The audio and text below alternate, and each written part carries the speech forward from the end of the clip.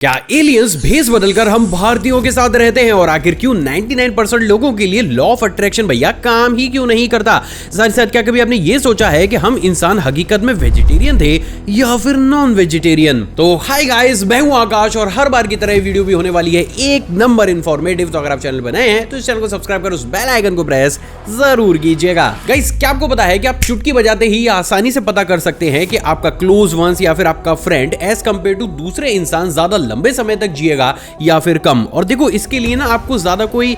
बड़ा एक्सपेरिमेंट करने की जरूरत भी नहीं है, बस आपको सोचना है। क्या सोचना है? आपको यह सोचना है कि आपको लास्ट टाइम ये आभास या भ्रम कब हुआ था कि कोई इंसान आपके नाम को पुकार रहा है, बट प्रैक्टिकली उस समय कोई भी इंसान आपको नहीं पुकार रहा था। असल में दोस्तों, हमारे दिमाग में ना एक पार्ट होता है जिसको ऑडिटरी कॉर्टेक्स के नाम से जाना जाता है, जिसका की प्राइमरी काम एक तरीके से नॉइस रिडक्शन का होता है। मतलब गाइस देखो, हमारे आसपास ना बहुत सी चीजों की आवाज हर वक्त ही आती रहती है, लेकिन क्योंकि वो चीजें हमारे लिए खतरा नहीं होती हैं, तो हमारा दिमाग उन आवाजों को टोटली इग्नोर कर देता है। जैसे अभी शायद आप एक रूम में बैठे होंगे और आपके ऊपर फैन चल रहा होगा। अब देखो गाइस, जब मैंने बोला ना कि फैन चल रहा होगा, तब जाकर आपके दिमाग को वो फैन की आवाज आई होगी। अब क्योंकि फैन हमारे लिए खतरा महसूस नहीं होता है, तो इन तरीके की आवाजों को हमारा जो दिमाग है वो इग्नोर करता है, क्योंकि भाई साहब अगर वो इग्नोर नहीं करेगा ना, तो इतनी आवाजों को सुनकर हम पागल हो जाएंगे। लेकिन इसी के ही बीच गाइस, हमारे दिमाग का जो पार्ट होता है ना, इसका एक और इंपॉर्टेंट काम होता है, और वो होता है आवाजों को कैटेगराइज करना। मतलब कि आप मुझे खुद ही बताइए कि अगर आपको एक ही समय पर फोन के बजने की आवाज और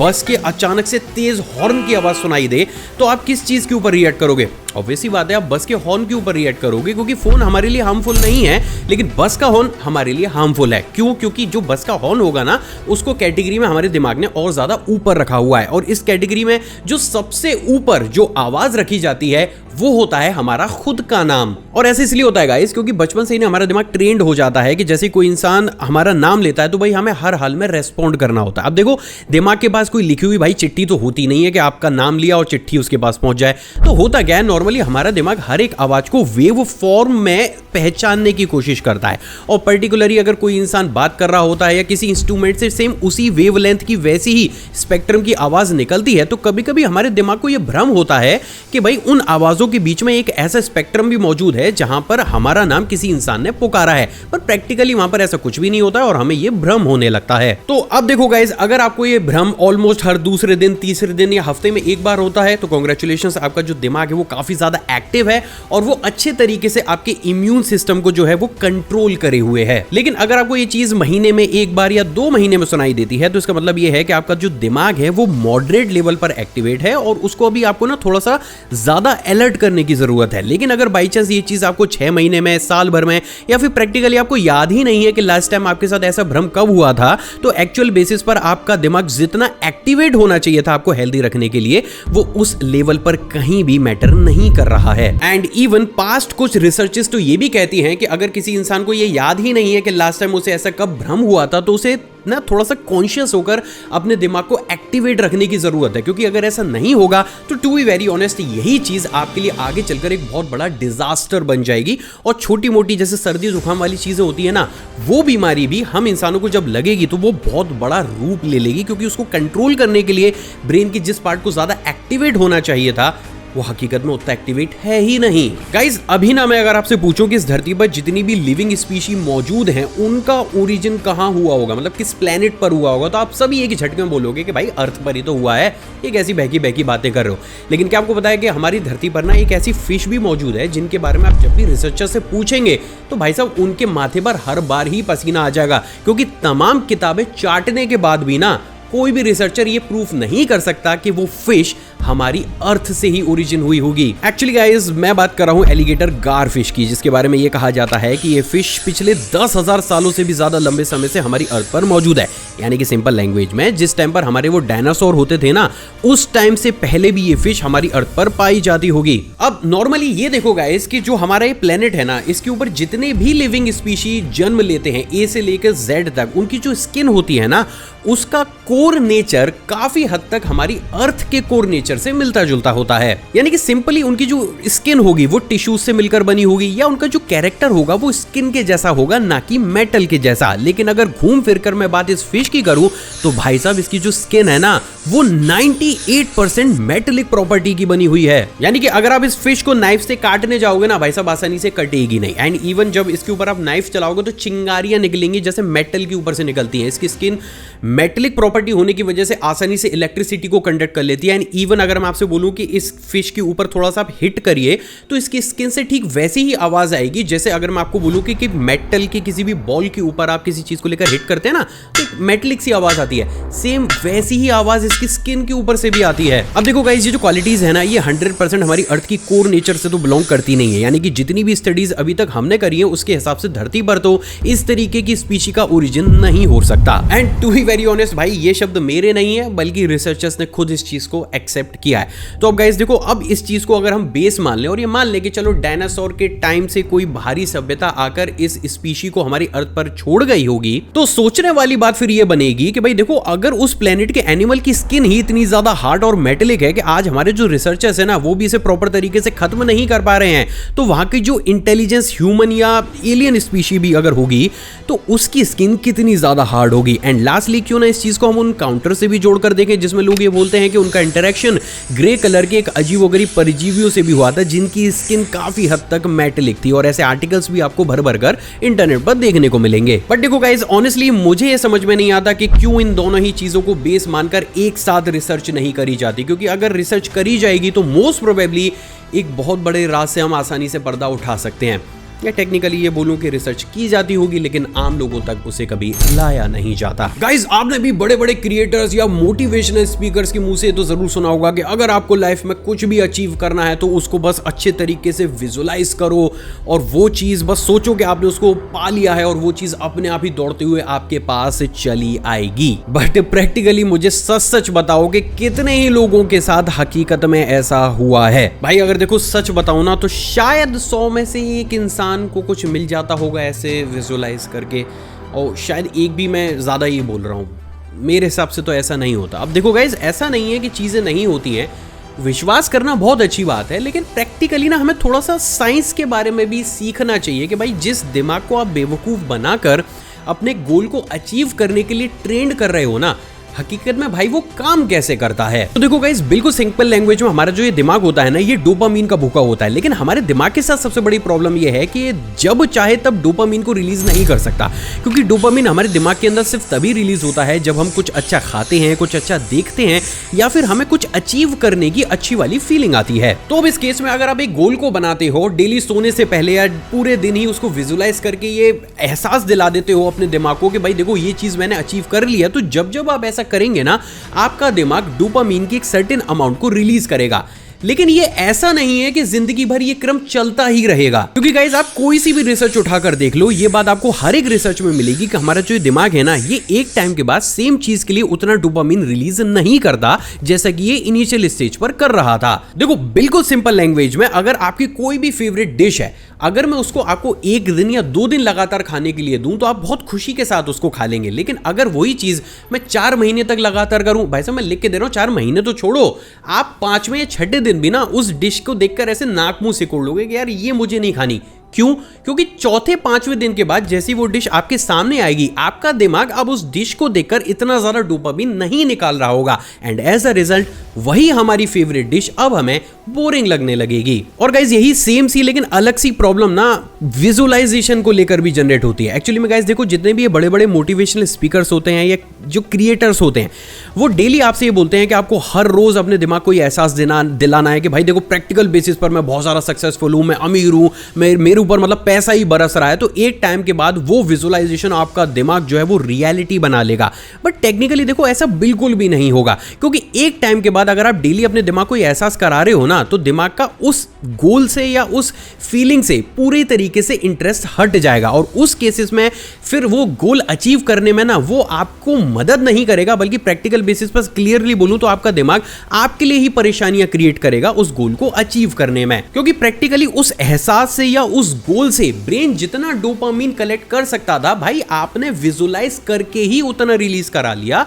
तो दिमाग क्यों मेहनत करेगा अब उस गोल को रियलिटी बनाने में। तो अब आप बोलोगे कि भाई क्या फिर लॉ ऑफ अट्रैक्शन नहीं होता है, क्या ये चीजें नहीं होती हैं? भाई बिल्कुल होती हैं, लेकिन थोड़ा सा ना साइंटिफिकली समझिए कि ये क्यों होता है। देखो गाइस, नॉर्मली गोल बनाना और विजुलाइज करना बहुत अच्छा है, क्योंकि आपको एक्चुअली में अपने दिमाग को ये बताना है कि भाई जब हम उस स्टेज पर पहुंचेंगे तो हमें ये सारी चीजें एहसास होंगी, ये फील होंगी। लेकिन एज वेल एज आपको कॉन्शियस होकर अपने दिमाग को ये भी समझाना होगा कि ये सिर्फ फीलिंग है, ये रियलिटी नहीं है, इसे हमें रियलिटी बनाना है। और जब आप कॉन्शियस होकर दिमाग को ये बता दोगे ना, तब आपका दिमाग उस चीज में भागेगा कि भाई ठीक है, अभी मैं सोचता हूं तो इतना डोपामीन निकल रहा है, अगर हमने ये चीज अचीव कर ली तो डोपामीन 10x हो जाएगा, यानी कि 10 गुना ज्यादा। लेकिन इससे उलट हम क्या कर रहे हैं, हम बड़े बड़े मोटिवेशनल स्पीकरों की बातों में आकर बस इसी तरीके के गलत तरीके से लॉ ऑफ अट्रैक्शन को यूज करते हैं, और इसे भी साइंटिफिक लैंग्वेज में गोल ट्रैप के नाम से जाना जाता है, जिसके बारे में आप ऑफिशियली पढ़ भी सकते हैं। और इसलिए भी गाइस देखो, मैं तो क्लियरली ये बोल रहा हूं, किसी की बात पर विश्वास मत करो, आप खुद उठाकर डॉक्यूमेंट और रिसर्चेस देखो ना। मैं लिख के दे सकता हूं 90% जो मोटिवेशनल स्पीकर्स हैं या बड़े बड़े क्रिएटर्स हैं, भाई साहब वो जिस लॉ ऑफ अट्रैक्शन को बता रहे हैं ना, लॉ ऑफ अट्रैक्शन वैसे कभी काम करता ही नहीं है। वो सिर्फ व्यूज छापने के लिए यहां बैठकर सिर्फ और सिर्फ बकवास कर रहे हैं। और मेरी बात पर भी आप विश्वास बिल्कुल मत कीजिएगा। वीडियो खत्म होने के बाद खुद से इस चीज के ऊपर रिसर्च कीजिएगा, आपको पता चल जाएगा कि एक्चुअल में लॉ ऑफ अट्रैक्शन क्या होता है और क्रिएटर्स हमें क्या सर्व कर रहे हैं। गाइस, पिछली वीडियो पर हमारे भाई ने मुझसे ये पूछा था कि भाई हम इंसानों की ओरिजिनल बायोलॉजी क्या है, क्या हम नॉन वेजिटेरियन है या फिर vegetarian. To be very honest guys, देखो इस चीज के ऊपर मैं कोई भी रिसर्च नहीं करना चाहता था, लेकिन इसके बाद जब मैंने ऐसे इंटरनेट पर इस चीज़ को सर्च किया ना, तो यार मुझे देखकर एक चीज़ बहुत ज़्यादा बुरी लगी कि बहुत से ऐसे लोग हैं जिन्होंने इस चीज़ के ऊपर बहुत ज़्यादा भ्रम फैला रखा है, और उन्होंने एक तरीके से लोगों को दो कैटेगरी में बांट रखा है, जहाँ पर एक लोग डिफेंड कर रहे हैं कि हम नॉन वेजिटेरियन थे, और एक पार्ट जो है वो डिफेंड करता है कि नहीं जी हम तो ओरिजिन वेजिटेरियन थे, नॉन वेज वाले तो बाद में आ गए। तो चलिए गाइस, आज जो है ना इस जो ये लड़ाई चल रही है इसको गाइज मैं तो एटलीस्ट सच बताकर खत्म ही कर दूंगा। तो देखो गाइज, बात बिल्कुल सीधी सी है कि चाहे कोई भी इंसेक्ट हो, एनिमल हो या फिर हम इंसान ही, एवोल्यूशन हर एक ने ही फेस किया है। और इसलिए भी आज की डेट में कोई भी इंसान ये नहीं कह सकता है कि आगामी 100 साल के बाद भी जैसे आज हम जी रहे हैं, जो खा रहे हैं, क्या ठीक वो भी खाते रहेंगे। नहीं, ऐसा नहीं हो सकता है, क्योंकि एवोल्यूशन के दौर में आज भी हम सभी रेस कर रहे हैं। तो अब इस पॉइंट पर आकर अगर मैं हमारे ही सबसे पुराने पूर्वजों में से एक पूर्वज की बात करूं, जिसे हम और आप ऑस्ट्रालोपिथिकस या फिर होमो हेबिलिस के नाम से जानते हैं, तो हाँ, उनकी प्राइमरी डाइट सिर्फ प्लांट बेस्ड फूड ही थी, यानी कि वो टोटल ही फल पर और फूलों पर ही डिपेंडेंट रहा करते थे। लेकिन जैसे ही समय के साथ हम इंसानों ने एवोल्यूशन को फेस किया और हमने हथियार बनाना शुरू किया, हम में से आगे चलकर बहुत सी प्रजातियां ऐसी भी हुई जिन्होंने प्लांट बेस्ड फूड को छोड़कर नॉन वेज यानी कि जो जानवर थे उनका शिकार करना शुरू किया। यानी कि अगर टेक्निकली शुरुआती दौर की बात की जाए तो हाँ, हम सब वेजिटेरियन थे, लेकिन समय के साथ जैसे जैसे हमारा स्ट्रक्चर और हम और ज्यादा इवॉल्व हुए, हम वेज और नॉन वेज दोनों ही तरीके के फूड को कंज्यूम करने लगे।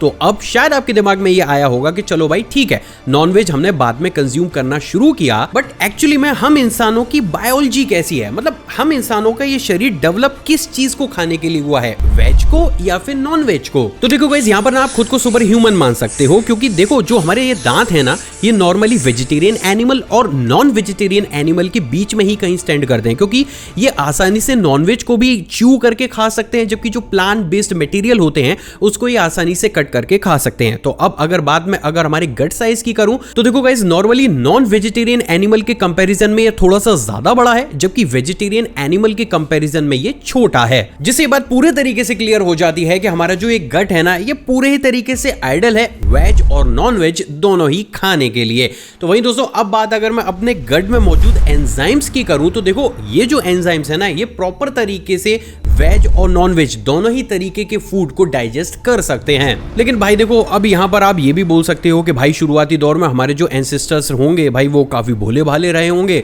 तो उन्होंने जानवरों को खाना शुरू कर दिया होगा। तो देखो गाइस, ऐसी कोई जुगाड़ वाली चीज ये नहीं है कि आप कुछ भी खा लोगे और आपका जो पेट है उसको वो डाइजेस्ट करके आपको सरवाइव करा देगा। क्योंकि देखो, बात अगर मैं प्रैक्टिकली करूँ ना, तो घास एक ऐसी चीज है जो हर